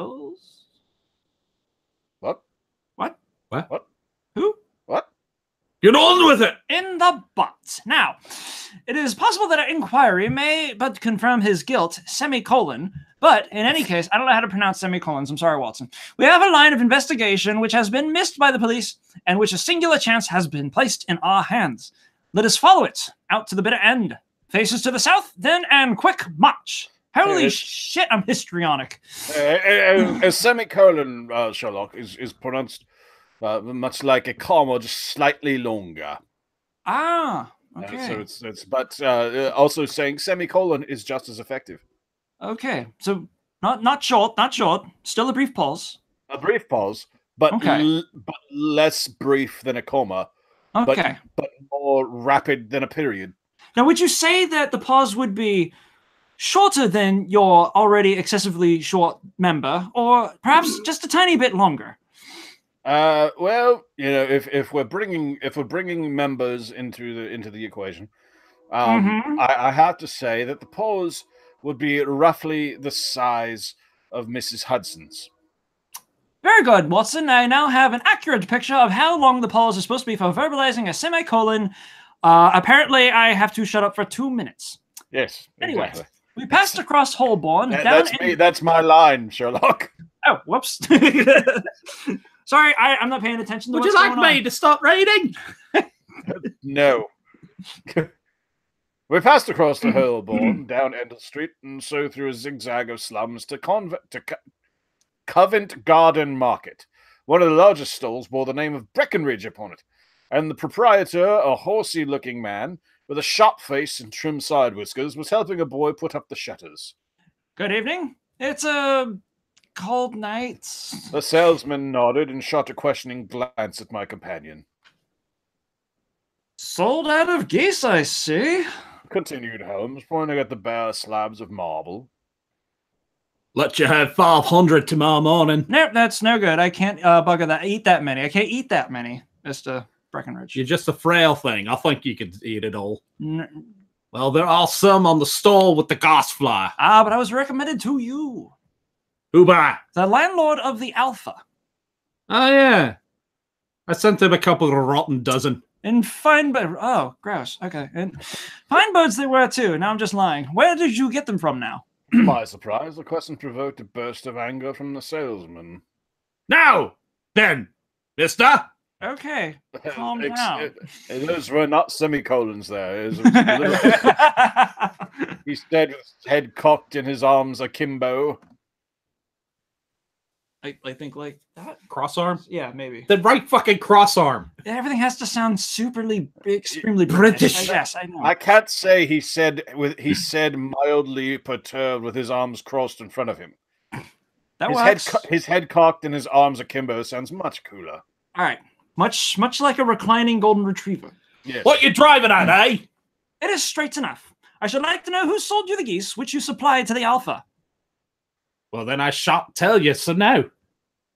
What the fuck, man? You asked very nicely, you dick. It is a matter of no importance, but I don't know why I should be so warm over such a trifle. Warm? What's kind of funny about that is that basically I did just say what the fuck, man, but in many more words. Anyway, more Englishized. Yes. It's very erudite or articulate. Meh. Warm? You'd be warm, maybe, if you're pestered as I am. When I pay good money for a good article, there should be at the end of the business. Oh. But it's, where are the geese? And what do you do the geese flew? And what do you take the geese? I heard that sometime before tonight. I can't remember where. I was around an ugly woman with a cigar. One would think these are the only geese in the world to hear a fuss that is made over them. Well, I have no connection with any of these other assholes that have been busting your balls all about this tonight. If you won't tell us, the bet is off, that is all. But I'm always ready to back my opinion on a matter of fowls, and I have a fiver on it that the bird I ate is country bred. Well then, you've lost yourself a fiver. It's town bred. Reverse psychology. Anyway, it's nothing of the kind. I'll say it is. I don't believe it. Do you think you know more about fowls than I? And I have been handling them ever since I was a wee nipper. What's a nipper? I think. Well, no, is he Scottish or something? Just this is how I talk. I tell you, all those birds. Hey, we're from the same Eurotrash village. How about that? Yay! I tell you, all the birds we went to the Alpha were town bred. You'll never persuade me to believe that. Nah. Well, you bet then. It's merely taking your money, for I know that I am right, for I am Sherlock fucking Holmes. But I'll have a sovereign on with you just to teach you not to be obstinate. The salesman chuckled grimly. Bring me the books, Bill. Well, that was... The small boy brought around a small, thin volume and a great, greasy-backed one. It's disgusting. Yeah. Laying them out together beneath the hanging lamp. That's fucking obscene. And away with you street urchin. Oh, now that Mr. Cocksure. Whatever. Be nicer to your help. I thought he's not cocksure, he's goose-sure. Goose-sure. He's being very cocky about it. Painfully literal, Watson. Painfully literal. I'm really coming down off of the mulled wine. Life is very bad. Well, at least you're coming down. But I'll fix you right up as soon as we get back to 221B. Thank you. Life sucks. Junkie streets. I'm just gonna go piss on the boy. He hasn't had a bath in a week, so sure. Man, you guys are interesting. Anyway. That's an extra $5, by the way. Oh, God. I thought that I was out of geese, but before I finish, you'll find that there's still one left in me shop. You see the little book? Yeah, sure. Well, that's the list of folk from whom I buy. Do you see? Well, then here on this page are the country folk. Okay. Yep. And on the numbers after their names are where the accounts are in the big ledger. Oh. Now then, you'll see this other page in red ink. Is that red ink? Yes. We were out. We used boy blood. It smells a bit coppery. Oh, my God. I didn't hear that. Well, that's the list of my town suppliers. Now look at the third name. Just read it out to me. Mrs. Oaksnot. Oakshot. There you go. Snot would have been funnier. 117 Brixton Road, 249. Red Holmes. All right. I'll give you that. That would have been funnier. Unfortunately, that's not the name, and we've got to keep this all nice and legal like. Quite so. Now turn it up in that ledger. Here you are. Mrs. Oakshot, 117 Brixton Road, egg and poultry supplier. Oh, then, what's the last entry? You know, you don't have to be so fucking smug about it. December 22nd, 24 geese at 7S6D. Quite so. There you are. And underneath? I don't speak butcher. What is that even? Oh, 6 shilling. Wait, 7 shilling? 7 shilling. What's 6 duke? 6 duke. Oh, yes. I know exactly what you're referring to. That's money, it is. Sold to Mr. Windigate of the Alpha at 12S. What have you say now? Sherlock Holmes looked deeply chagrined. He drew a sovereign from his pocket and threw it down upon the slab, turning away with the air of a man whose disgust is too deep for words. A few yards off, he stopped under a lamp-post and laughed in the hearty, noiseless fashion which is peculiar to him. That earlier laugh took it all out of me. Sorry. He drew a sovereign. When you see a man with whiskers of that cut and a pinkin protruding out of his pocket, you can always call him by a Wait, hold on. What is a pinkin? I'm gonna go ahead and guess that it's a pocket square. and not a penis. Which pock is it coming out of? I don't know. That's why I'm worried. Could have been pants pockets. I don't know. Either way, I suggest that the next time we encounter a pinkin on one of our many adventures, we do not tug it, no matter the temptation. Those are words to live by, Holmes. Words to live by. Words indeed. Anyway, I'm going to look up what a pinkin is right now. Do so. It's at least trivia to pursue. Anyway, I dare say that if I had put 100 pounds in front of him, that man would not have given me such complete information as was drawn from him by the idea that he was doing me on a wager. Well, Watson, we are... Yeah, I would have done it for free. It's actually a newspaper supplement or edition concerning sport, especially football, printed on pink newsprint quotations. No shit! Yeah, no shit whatsoever. Psst. Man. Yeah, it's so he was a bookie? No, he was a bettor. Huh. 3-time bettor, perhaps a 2-time loser in any given week. He's a dumb fuck. Yeah, some hobbies refuse to die. Anyway, when you see a man of whiskers with that cut and the pink, and enough about this guy's pinking. Well, Watson, we are, I fancy, nearing the end of our quest. And the only point which remains to be determined is whether we should go on to this Mrs. Oakshot tonight, or whether we should reserve it for tomorrow, because we put a dash in between the words to and morrow. It is clear from what that surly fellow said that there are others beside ourselves who are anxious about the matter, and I should... His remarks were suddenly cut short by a loud hubbub, which broke out from the stall which we had just left. Turning round, we saw a little rat-faced fellow standing in the centre of the circle of yellow light, which was thrown by the swinging lamp, while Breckenridge, the salesman, framed in the door of his stall, was shaking his fist at the cringing figure. I've had enough of you and your geese. Oh, it's a hubbub. I wish you were all at the devil together. Whoa. If you come pestering me anymore with your silky talk, I'll set the dog on you. Watson, what's silky talk? That's when he talks, he says he'd like to get you into his silk sheets and bugger you. Wow. It's pretty intense. All right. So the guy plays for keeps. Yeah. No shit. All right. Carry on. Anyway, carry on. You bring Mrs. Oakshot here and I'll answer her. For what have you to do with it? Did I buy the geese for you? No, but one of them was mine all the same. Well, then ask Miss Oakshot for it. Those two sound very much alike, Holmes. She told me to ask you. I think he's cracking. You can ask the King of Prussia for all I care. I've had enough of it. Get out of this. He rushed fiercely forward, and the Inquirer fitted away into the darkness. Ha! Ha! This may save us a visit to Brixton Road. Come with me, Watson, and we will see what is to be made of this fellow. Striding through the scattered knots of people who lounged round the flaring stalls, my companion speedily overtook the little fucker and touched him upon the shoulder.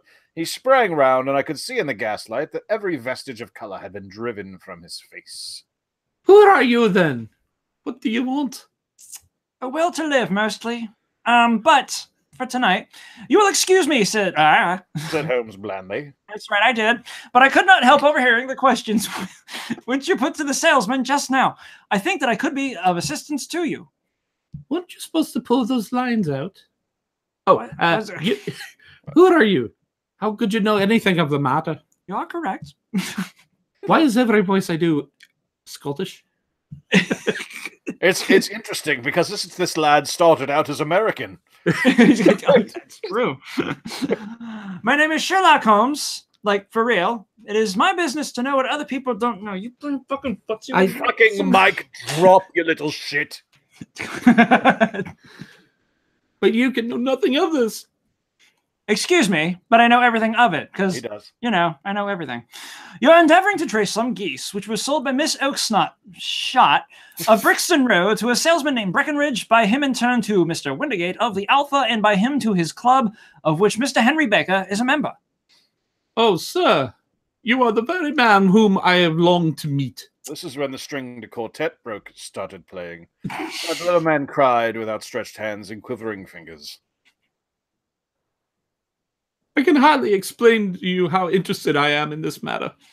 Sherlock Holmes hailed a four-wheeler which was passing. It was a bitchin' four-wheeler from Hey, where y'all going? We're going mud in! Woo! All right, to the Yucatan, Watson. You ride, bitch. All the way to Sturgis. Woo! I'd have it no other way, Holmes. In that case, we had better discuss this in a cozy room rather than in this windswept marketplace, said he. But pray tell me, wait, that's me. Said me, but pray tell me, before we go farther, who is it I have the pleasure of assisting? My name is John Robinson. He answered with a sidelong glance. Bullshit! No, I'll have the real name. It is always awkward doing business with an alias. Well, then my real name is James Ryder. Okay, precisely so. Head attendant at the Hotel Cosmopolitan. Pray step into the cab, and I shall soon be able to tell you everything which you would wish to know. The little man stood glancing from one to the other of us with half-frightened, half-hopeful eyes, as one who is sure whether he is on the verge of a windfall or a catastrophe. Then he stepped into the cab, and in half an hour we were back in the sitting room at Baker Street. Nothing had been said during our drive, but the high, thin breathing of our new companion, and the claspings and unclaspings of his hands spoke of the nervous tension within him. Oh, and me asking Watson for the 8-ball that he resiliently keeps in his back pocket. My lips have gone numb. I've got your back, Sherlock. Bros before nose. Exactly. All right. And that's the second intermission. Only 4 more pages. Does anybody else feel like they've actually worked out tonight? We're out of shape. All right. Okay. I'm going to stretch my legs. And we'll continue this fucking massacre in a couple of minutes. This will be a shorter break than last time. Oh, yeah. And you know what's great about this bit coming up? It's all me. It's your show. Yeah. All right. God. Help me. It's the Bob Show. It's me. I'm Bob. It's the Bob Show.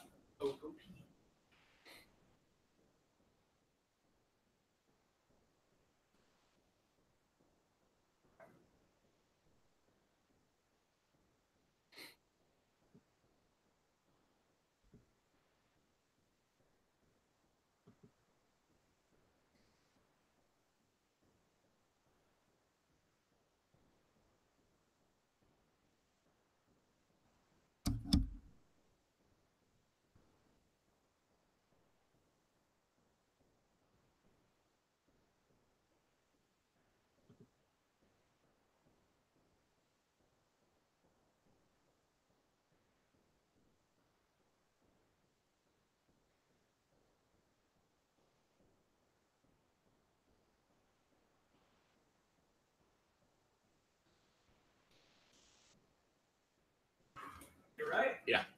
All right.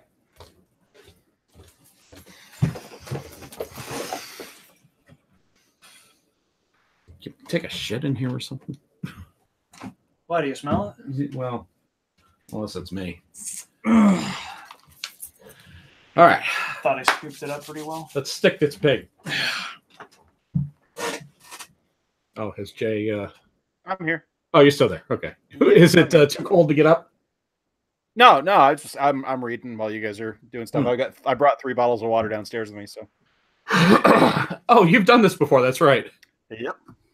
So he's conditioned to this sort of activity. I haven't run lines in a while. My throat's killing me right now. But oh yeah. Yeah. The character I usually play doesn't do a lot of inflection.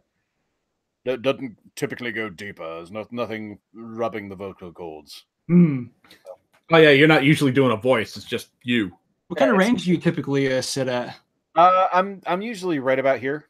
Oh, okay, all right. It's a little bit deeper when I'm playing Victor. Victor's a little bit lower, but not Watson though. You know, and Watson can kind of rub you raw. So Yes, he can. Yes. And yet, I put up with him. But I moisturize my hands, so it's not so much the burning sensation anymore, you see. Yeah, but sometimes you want to get into the icy hot. You know what I'm saying? Yeah, the Tiger Bomb. Yep. Ranger's mother's nickname is Tiger Bomb. No, it's Tiger Bum is her nickname. You see, that's why I should do those jokes. You know what? It's fine. I'm not the Lone Ranger, so you can just like malign her all you want to. I'm not going to make fun of Sherlock's mother because honestly, Mycroft doesn't deserve that. Oh, wow. Kitty's got claws. Well, only when you ask nicely. It's an extra fee. And that's going to be in a previous Sherlock Holmes. Before the detective shit. Before the war. Yeah, before the war. Yes. No, during the war. Because there's no wax out in the field. That's World War II, I think. Watson? Huh? No. What? No, wax. Never mind. Okay. It's an out of context reference. Anyway, here we are. Oh, wow. Anyway, yes. So this is where we're at. Yep. Okay. All right. Here we are. I'm being very cheery. Here we are. The fire. The fire looks. I don't think you read those lines, sir. I know. Well, I crossed them out, and yet, anyway. Can I say the weather outside is frightful, but And the fire looks so delightful. Don't worry, this is not the rape song, as I am being led to believe by public opinion. This fire looks very seasonable in this weather. You look cold, Mr. Ryder. Pray take the basket chair. I will just put on my slippers before we settle this little matter of yours, because I have no sense of priorities. Now then. Oh, look, it's Clothespin. Clothespin? I told you to go home. You are distracting Watson. Now then, you want to know what became of those geese? Is this a normal Wednesday night for you folks? Yes, sir. Yes. Surprisingly, that is the second time somebody has asked me. A normal Sunday for me would be answering that question repeatedly. So I've been chasing geese all day long. I'm very tired. It's all right. And yet you look none the worse for wear, unless you always look like that. Or rather, I fancy of that goose. It was one bird, I imagine, in which you were interested, white with a black bar across the tail. Oh, sir, can you tell me where it went to? It came here. Yeah. Yeah. Ooh. Yes, and a most remarkable bird it proved. I don't wonder that you should take an interest in it. It laid an egg after it was dead, the bonniest, brightest little blue egg that ever was seen. I have it here in my museum. Holmes unlocked his strongbox and held up the Blue Carbuncle, which shone out like a star. With a cold, brilliant, many-pointed radiance, Ryder stood glaring with a drawn face, uncertain whether to claim or disown it. Our visitor staggered to his feet and clutched the mantelpiece with his right hand. You grabbing an invisible tit? Are you hanging your hands outside the window as we drive down the highway? In any case, the game is up, Ryder. Hold up, man, or you'll be into the fireplace. Give him an arm back into his chair, Watson. He's not got blood enough to go in for felony with impunity, and give him a dash of brandy, just because we're a bad influence around here. So, now he looks a little more human. What a shrimp it is, to be sure. Dude, I'm just dressing you down. I refer to you as an inanimate object, or whatever the fuck that is. I don't know. You're grading me to a lower life form, sir. That's exactly what I'm doing. It might have been animate at one point, Sherlock, but now it's just peel and eat. Yes, it's just a cocktail at this moment. I've even been deveined. I don't know. Mrs. Hudson can help you with deveining later. She's been out getting her Spock on. Well, let's not bother her right now. For a moment, he staggered and nearly fallen, but the brandy had brought a tinge of color into his cheeks. Ah, yes, brandy. He sat staring with frightened eyes at his accuser. Brandy, you're a fine girl. I have almost every link in my hands and all the proofs which I could possibly need, so there's little which you need to tell me. Still, what little may as well be cleared up to make the case complete. You had heard, Ryder, of this blue stone of the Countess of Morcar's. It was Catherine Cusack who told me of it. Oh, wasn't she in High Fidelity? Yes, it was wonderful actors. Yes. I believe I remember. Catherine Cusack was in High Fidelity. Also, Say Anything. Yes, the toy. Yes. The toy. I loved her in 1408. That was another. Yes, that was performance. I was thinking of the one where she was in Rio de Janeiro. Breaking news. At the end of the world came. 2012. 2012, another fine. Let's go ahead and kill this bit. I see. I see her ladyship's waiting maid. Well, the temptation of sudden wealth so easily acquired was too much for you, as it has been for better men before you.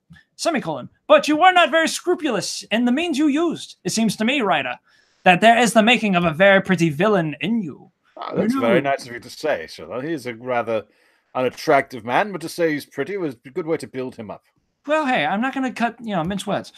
You knew that this man Horner, the plumber, had been concerned in some such matter before, and that suspicion would rest the more readily upon him. What did you do then, you little bitch? You had some small job in my lady's room, you and your confederate John. Sorry, Catherine. No, Cusack. No. And you made some small job in my lady's room, yes. You managed that he should be the man sent for. Then, when he had left, you rifled the jewel case, raised the alarm, and had this unfortunate man arrested. You then... Ryder threw himself down suddenly upon the rug and clutched my companion's... Scrub! Sorry. For God's sake, have mercy! Think of my father. Think of my mother. I do, all the time. Oh my God. Lone Ranger's mother. No. It would break all their hearts. Lone Ranger's mother has no heart. Damn. I never went wrong before. I never will again. I swear. I swear on the Bible. Oh, don't bring it into court, for God's sakes. Don't. Get back in your chair. Oh, yes, sir. It is very well to cringe and crawl now, but you thought little enough of this poor Horner. Is that the guy or no? In the dock for a crime of which he knew nothing. I'm sorry, I lost track. You want me to fly? Just give me whatever your friend is on, and I'll just flow out the window. You couldn't handle the trip, pal. I'll leave the country, sir. Then charges against him will break down, maybe. We will talk about that. And now let us hear a true account of the next act. How came the stone into the goose? And how came the goose into the open market? And how came Watson all over the tile floor without picking it up? Just get in there. Here's a magic eraser. Just scoop it all up, all right? Yeah. All right. Into it. Asshole. Yeah, all right. I'm cleaning the floor. Is he normally like this? But I don't blame him. The floor. Is this what married life does to you? Maybe you can go. All right. We're trying to get you in jail. It's a. Let me hurry it up, because that is a lot easier than what I'm dealing with right now. I will tell you it just as it happened. Sir, when Horner had been arrested, it seemed to me that he would be best for me to get away with the stone at once. For he did not know at what moment the police might think of it to search me in my room. I don't hear you scrubbing that floor. I'm cleaning the floor. There was no place. Hand is what it takes. He's got a lovely singing voice, I will say that.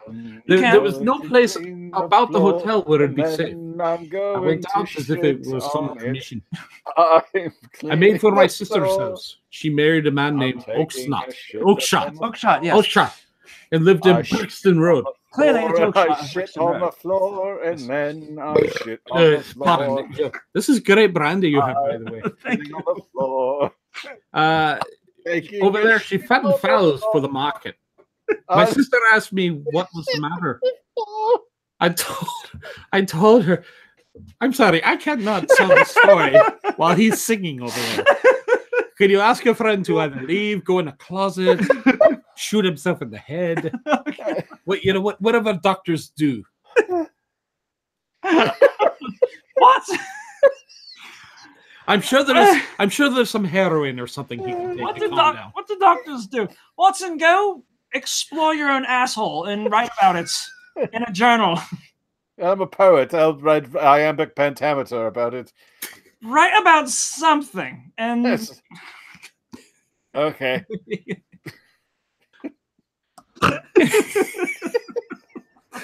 Anyway, when I got to my sister, she saw I was very upset. Yeah. She asked me what was wrong, and I told her that the jewel robbery at the hotel got me all riled. Then I went into the backyard and smoked a pipe and wondered what it is best to do. Yeah, you did. I do my best thinking back there. Watson! I believe I gave you a job. And now I'm starting to sound like one of the Pythons. Looking at all right. So as I was in the yard, I was looking at the geese that were wandering around my feet, and then suddenly an idea came in my head, which showed me how I could beat the best detective that has ever lived. And how'd that work out for you?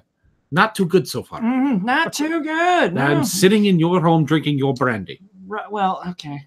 When you put it that way. My sister had told me weeks before that I might have the pick of her geese for her Christmas present. Ah. I knew that she was always as good as her word. I would take my goose now, and in it I would carry my stone home. I rousted a big fat one, white with a barred tail. I caught it, pried open its bill before, because I'm very experienced with doing this with geese, apparently. Clearly. I thrust the stone down its throat as far as my finger could reach. The bird gave a gulp, and I felt the stone pass along its gullet down into its crop. Good God. You like saying crop, don't you? Good God. It's a fun word. But the creature flapped and struggled and came out of my sister to know what was the matter. As I turned to speak to her, the brute broke loose and fluttered off among the others. Brute? Are we still talking about a goose? Yes, we are. I'm a little man. A bird? I'm a very little man. What are you doing with that bird, Jem?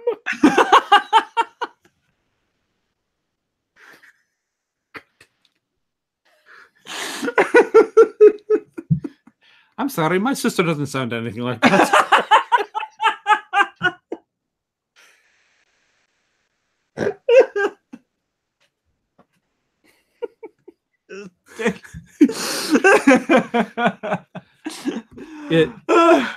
But when she did come out though, and she did say those lines. I don't know how your friend knew that.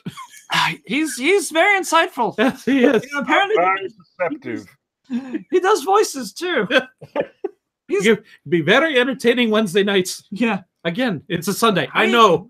How do you think he got into poetry? But she came out and she said, "Whatever were you doing with the bird, Jen?"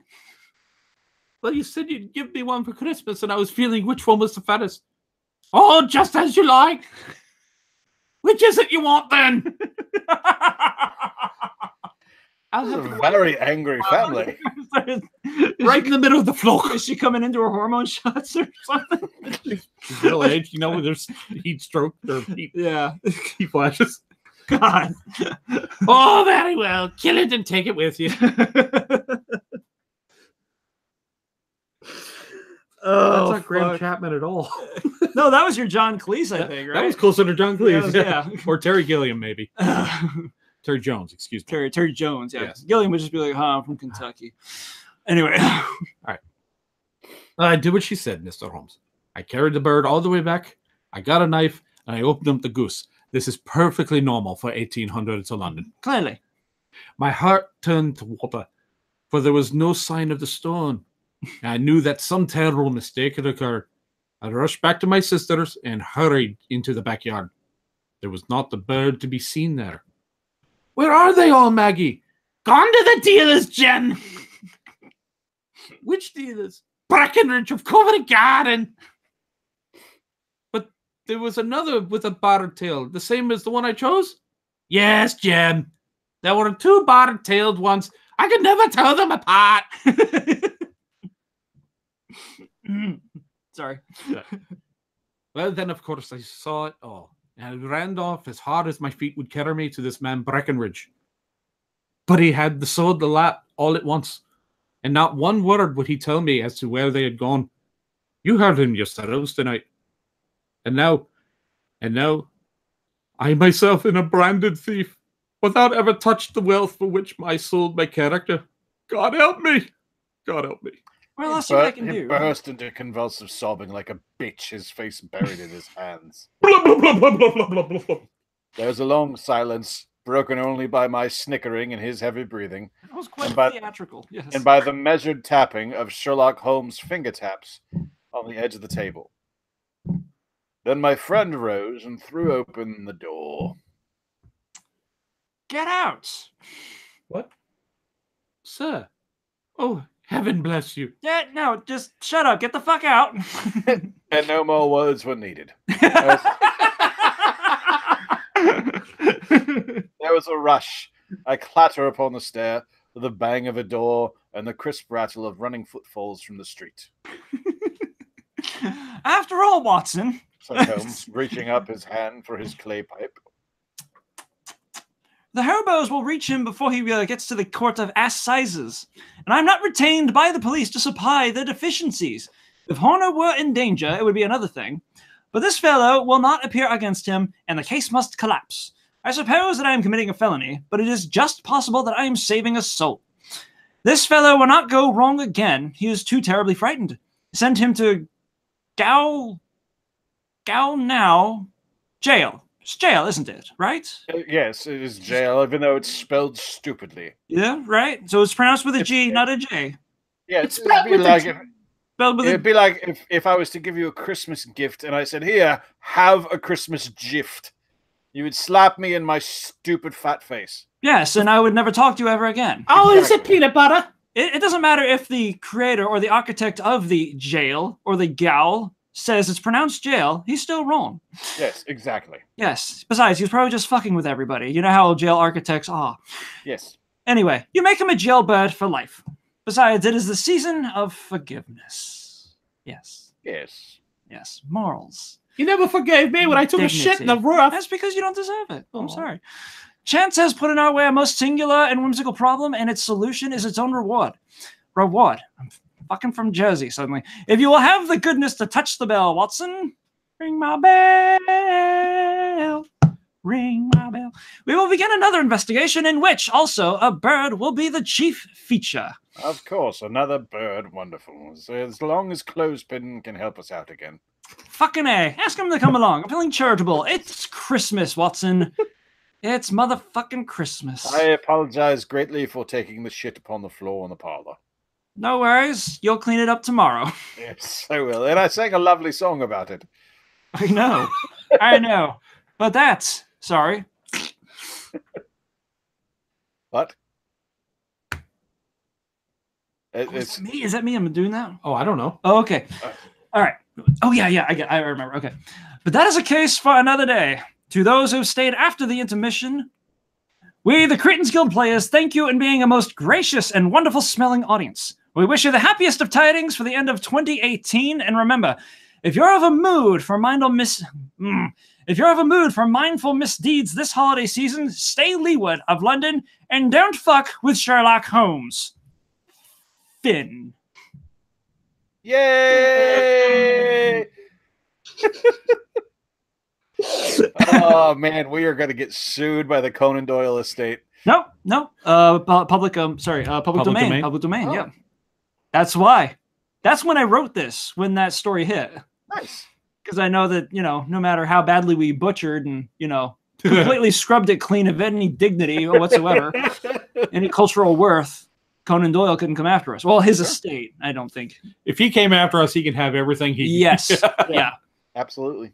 I believe in the if there was like one human that could resurrect himself. Well, let's be honest. It'd probably be Teddy Roosevelt, but Conan Doyle might be second. I would say Lovecraft.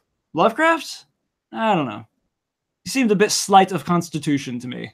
Well, that's true. His living days, yeah. He whined a lot, but it was also an imaginative genius. So I don't know.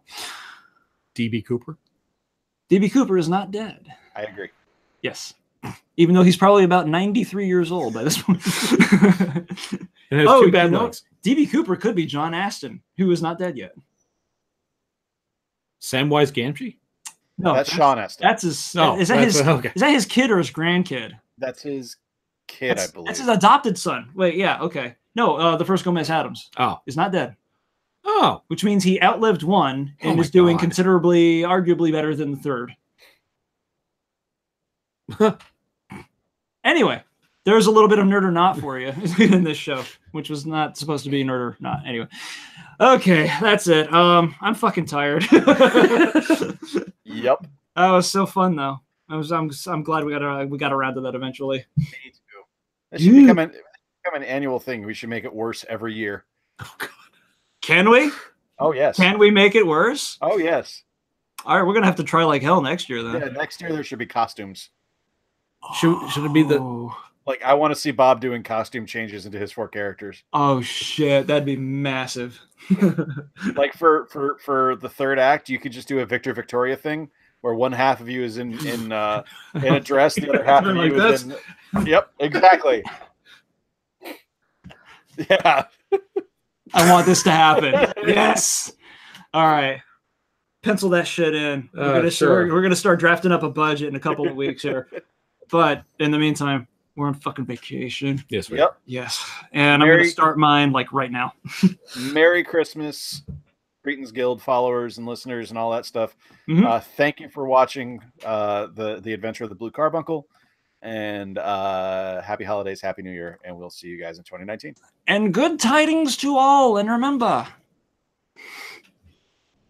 that. Yeah. Basically, yes. Yes. Thanks for watching, guys.